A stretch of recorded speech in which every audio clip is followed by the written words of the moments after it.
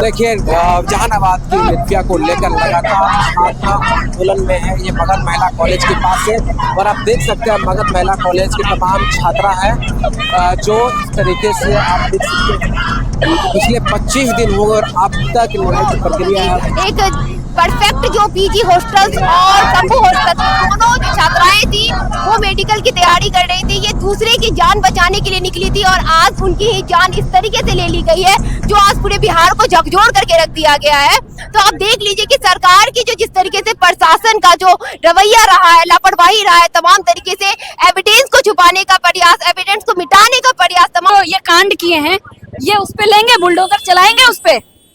अरे शर्म आनी चाहिए ऐसे लोगों को। ये बीजेपी के आरएसएस के लोग बलात्कारियों के पक्ष में रैलियां निकालते हैं, ये कुछ भी स्टेटमेंट देने के लिए कुछ भी बक रहे हैं, लेकिन इन्हीं की पार्टी बलात्कारियों की पार्टी है।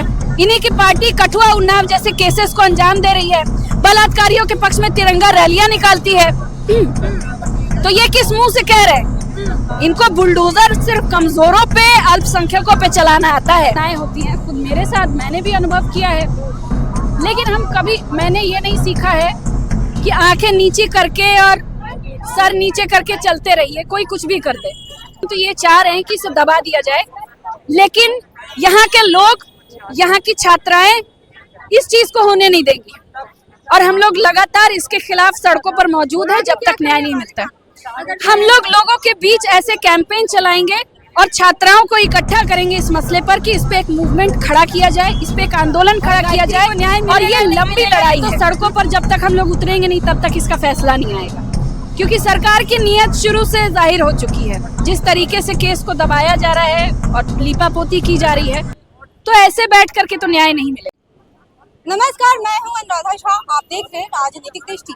आपको बता दें कि पटना राजधानी में जो गर्ल्स हॉस्टल में, शंभू गर्ल्स हॉस्टल में गायत्री के साथ जो गैंग रेप करके हत्या कर दी गई थी, जिसको लेकर जो तमाम जो लड़कियां हैं रोड पे उतर गई है और यहाँ पे प्रोटेस्ट कर रही है। उनसे जानेंगे कि क्या लग रहा है, गायत्री को न्याय मिलेगा? तमाम सी सवाल है, क्या कहेंगे, गायत्री को न्याय मिलेगा? पटना जैसे शहर में लड़कियां सेफ नहीं है, क्या कहेंगे? लड़कियां तो सेफ नहीं है। अगर ऐसे गलत काम करते हैं तो बुलडोजर उसके घर पे चलेगा, तो शंभू गर्ल्स हॉस्टल पे बुलडोजर क्यों नहीं चल रहा? आप सम्राट चौधरी से पूछिए, ये राम रहीम पे, आसाराम बापू पे, ये अभी जो अंकिता भंडारी के, इनके पार्टी के लोग, जो इनके लोग मतलब बलात्कारियों को बल्कि उल्टे सत्ता का संरक्षण मिल रहा है। आप इतिहास उठा के देख लीजिए, एक लंबी फहरिस्त है। तो आप कैसे, आप सम्राट चौधरी की बात पे क्या ही भरोसा करें? टीम गठित तो जब सरकार से पूछा जा रहा है कि एक गायत्री के साथ ही तो शंभू गर्ल्स हॉस्टल में इतना बड़ा कांड हो गया है, तो बस यही एक ही आवाज आ रही है कि एसआईटी की टीम गठित हुई है, जांच कर रही है। तो क्या लग रहा है, एसआईटी की टीम सच में अच्छे से जांच कर रही है? कैसे करेगी जांच? शुरू से ही इनकी नीयत पे तो खोट है। पुलिस पूरे मामले को दबा रही है, एसएसपी के लेवल तक के लोग मामले को दबाने की कोशिश कर रहे हैं, तो एसआईटी के जांच से कुछ होने जाने वाला है नहीं। देखिए, सरकार से क्या उम्मीद है? सरकार से कोई उम्मीद नहीं है। किससे उम्मीद, किस पे भरोसा है? देखिए, भरोसा तो हमें जनबल पर है, जनता की ताकत पर है, इसीलिए हम लोग सड़क पे उतरे हुए। सरकार भी इस पे एक्शन कब ले रही है? जब ये मसला बन रहा है और लोग सड़क पे उतर रहे हैं, नहीं तो ये सारी घटनाएं ना कहीं दबा दी। 26 दिन हो गया, अभी तक कोई मामला, क्या सुनवाई, कुछ भी ऐसा नहीं हो रहा है। तो क्या लग रहा है, अब गायत्री को न्याय मिलने जा रहा है? मानती है कि अब न्याय मिलेगा या दबा दिया जाएगा? नहीं, दबा दिया जाएगा। सरकार और सत्ता और पुलिस प्रशासन, अभी एक हॉस्टल में हुआ, ये एक हॉस्टल की बात नहीं है, ये तो बात उभर के आ गई। लेकिन आमतौर पे यहाँ पे लड़कियों के साथ छेड़खानी, कमेंटबाजी बहुत आम है।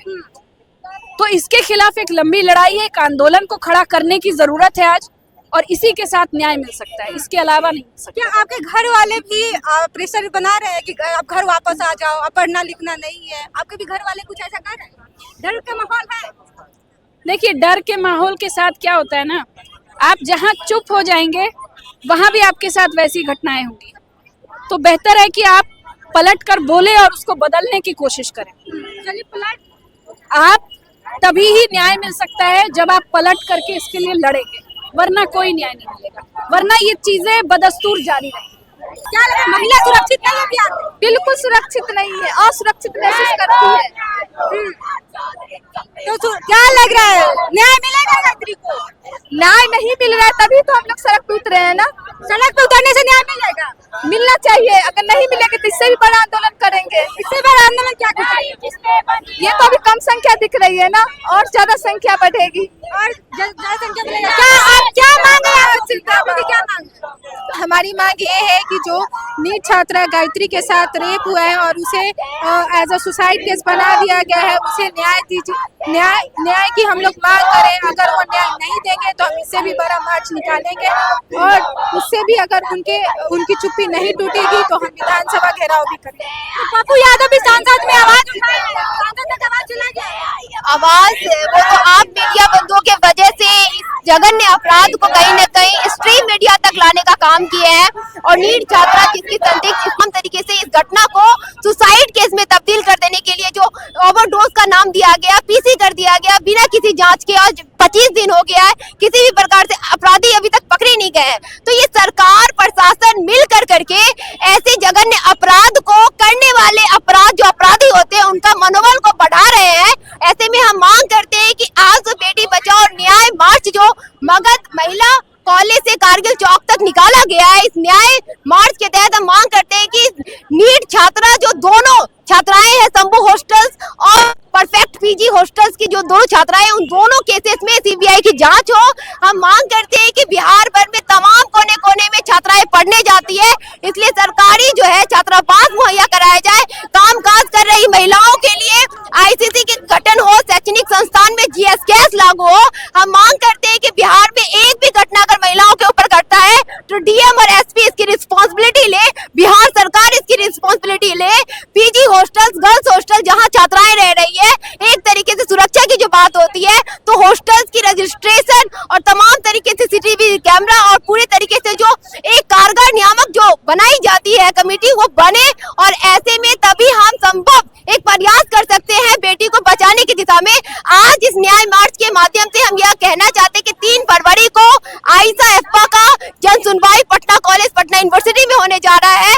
यही जन सुनवाई के तहत हम लोग पूरे मगध जोन में बेटी बचाओ न्याय यात्रा मगध जोन में निकालेंगे, और यह यात्रा जहानाबाद जहाँ नीट छात्रा का पैतृक हाउस है वहां से यह यात्रा शुरू होगा, नवादा, नालंदा और पूरे तरीके से अरवल गया होते हुए पटना में 9 तारीख को जो है ये यात्रा आएगी, और पटना महानगर में इस यात्रा को न्याय यात्रा को चलाया जाएगा और न्याय की मांग करेंगे। और ठीक 10 फरवरी को विधानसभा के समक्ष हम लोग का आयशा अडवाणी का ये समक्ष जो न्याय यात्रा को संबोधित करेंगे, और सरकार से तमाम डिमांड के लिए मेमोरेंडम दिया जाएगा, और जब तक न्याय नहीं मिलेगा इस आंदोलन को तेज करेंगे। तो चलिए आप देख सकते हैं तमाम मगध महिला कॉलेज के तमाम छात्राएं यहाँ पे रोड पे उतर गई है, और उनका मांग है कि जो गायत्री के साथ जो रेप करके मर्डर कर दिया गया था उसको न्याय मिलना चाहिए गायत्री को। और आप लोग को क्या लग रहा है, गायत्री को न्याय मिलेगा? तमाम सी सवाल है, और इस वीडियो को लेकर आप लोग कैसे देखते हैं आप अपनी प्रतिक्रिया कमेंट बॉक्स में दीजिए।